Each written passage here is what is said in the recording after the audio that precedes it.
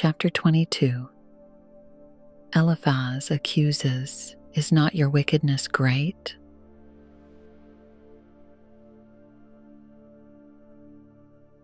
Job had just exposed the flaw in their logic, that the wicked often live long, die rich, and are buried with honor. Eliphaz had no rebuttal. So he abandoned logic and turned to attack.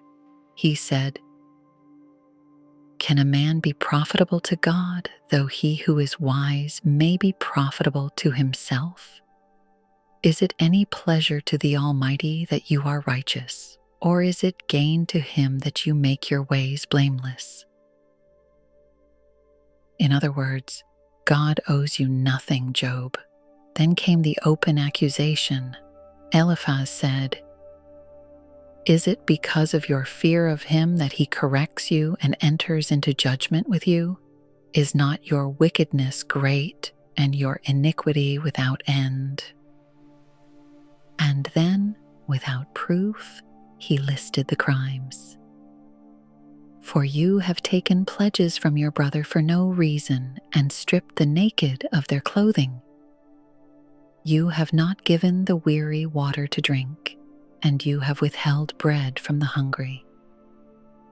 You have sent widows away empty, and the strength of the fatherless was crushed." None of it was true, but Eliphaz couldn't reconcile Job's suffering with his innocence, so he rewrote Job's life to fit his theology. He continued, "Therefore snares are all around you, and sudden fear troubles you. Is not God in the height of heaven? And see the highest stars, how lofty they are. And you say, 'What does God know? Can he judge through the deep darkness?'" But Job had never said those things. Eliphaz was putting words in his mouth, the very words of the wicked that Job had condemned himself. Eliphaz said, "Will you keep to the old way which wicked men have trod, who were cut down before their time, whose foundations were swept away by a flood? They said to God, 'Depart from us.' What can the Almighty do to them?" He tried to sound wise, but his warnings rang hollow, because Job had already said, "The wicked say that and still live in peace." Yet Eliphaz pressed on. "Now acquaint yourself with him and be at peace.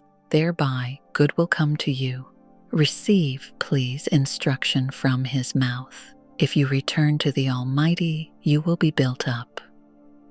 He promised blessings, but only if Job would admit guilt that wasn't real.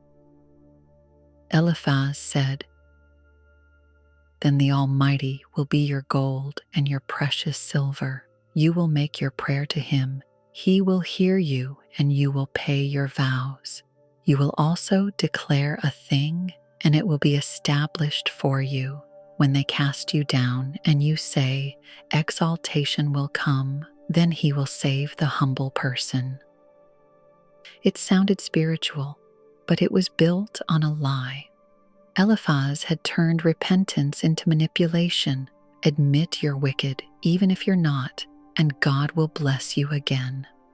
But Job knew God cannot be bribed, and truth cannot be sacrificed to make suffering make sense.